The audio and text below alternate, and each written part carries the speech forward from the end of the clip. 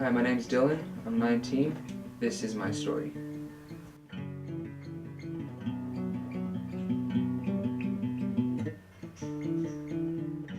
Currently, I live with my mom and my stepdad. My dad is back in Canada because my mom and dad actually split up when I was little. So that's why we originally came here. And I came to Australia when I was 6 years old. But my dad and I would always um, play music together. You know, I would sing and he would play guitar or keyboard or something. And we would both play songs and everything together. So He was your typical little boy. You tell him not to touch the stove, he's going to touch it. You tell him not to put his tongue on a stainless steel anything fence outside in 20 below.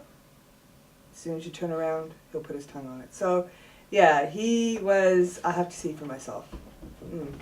Look, there's a lot of negatives, but the positives that come out of it far outweigh the negatives.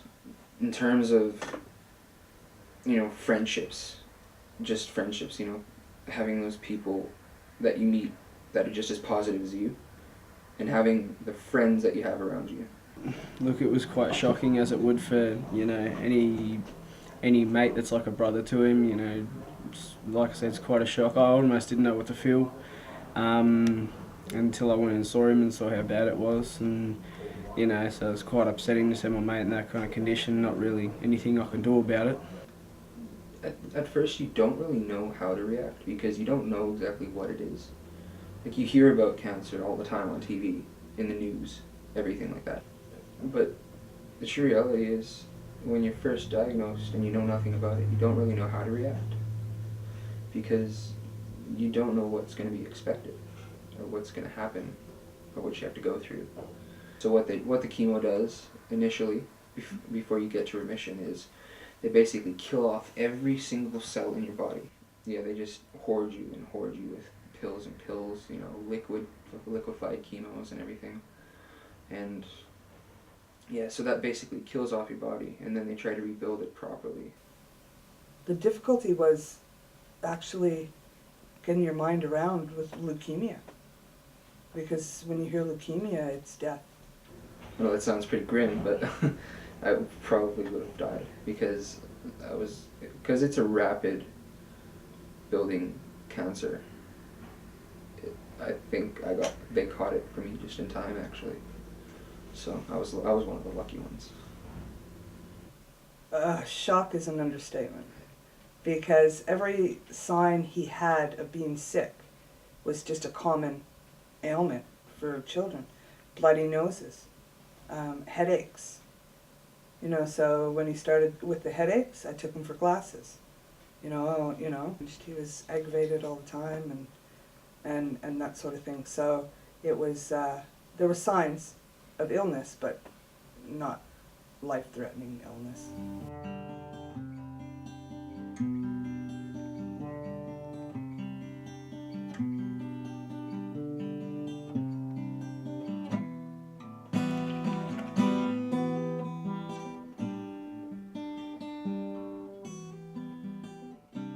So leukemia is basically a blood cancer, which it attacks your white blood cells.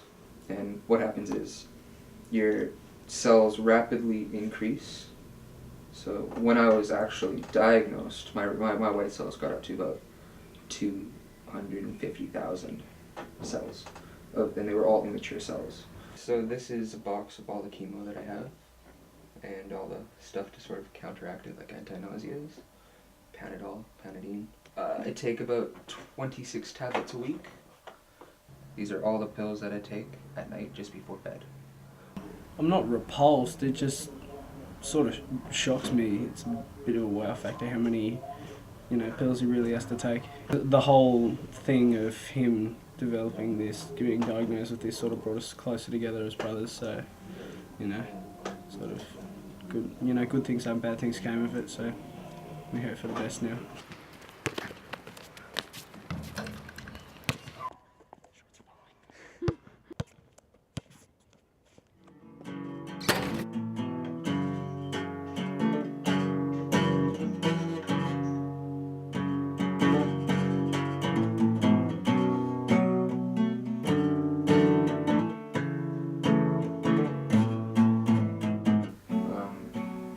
the guitar was actually something that I got really close to throughout my chemo. There were a few songs that really related to me. There was one song in particular called Time of Dying by a band called 3 Days Grace. Some of the lyrics in there were very powerful to me, and it described exactly how I felt as well.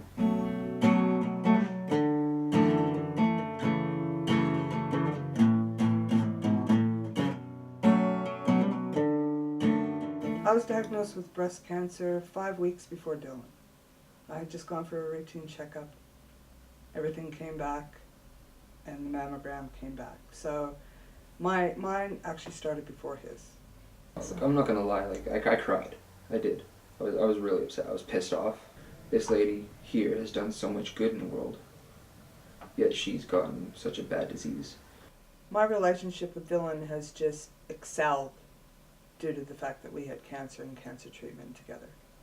But I think her and I being able to relate to each other with both our cancers sort of brought us together more so than I think anything else could actually do.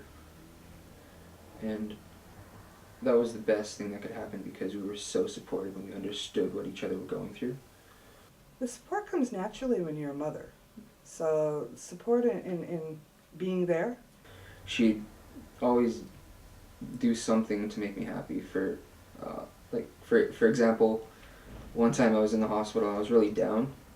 I wasn't feeling good. I was sick of the hospital. I was in there for a month or two because of my pancreatitis. And she, there was a stand downstairs where they had finger puppets for sale and things like that. And she bought about 5 of them and brought them up and put them on her toes and started playing around with them just to make me laugh. So. Ew. No, cut up really small. Ew. It's really good. What's wrong with you, Dylan? I'm kidding. Can I have a piece of paper towel? No. It's changed quite a bit in terms of how I have a different perspective on life now. Like, I'm more chilled out than what I ever was. I enjoy life a lot more as well. Like, before that, I always did enjoy life. I played basketball. I was a very active person. I played my games. I didn't really go out much. I didn't really respect that as much as I should have. And I think going through chemo and having cancer sort of changed my perspective on enjoying my life to the fullest in terms of going out with friends, trying to keep fit, staying healthy. What I wish for Dylan is that he excels and leaves it all behind and just move forward and excel at his career, life, have a family, kids, and just be the best he can ever be.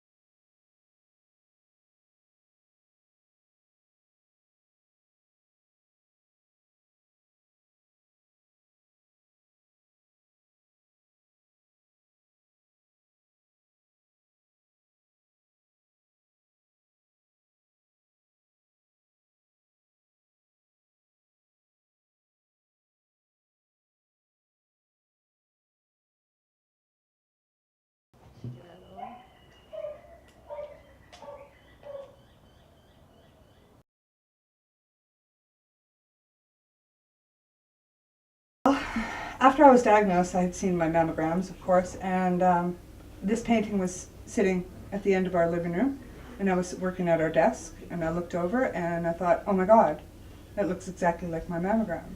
So that's when I noticed. It was after surgery, after everything. So, yeah. So, and when I was diagnosed, they said the cancer had been there about 3 years. So about the same time that you drew. yeah, that I did This. that. And that just came. It wasn't anything contemplated or anything. So. Okay.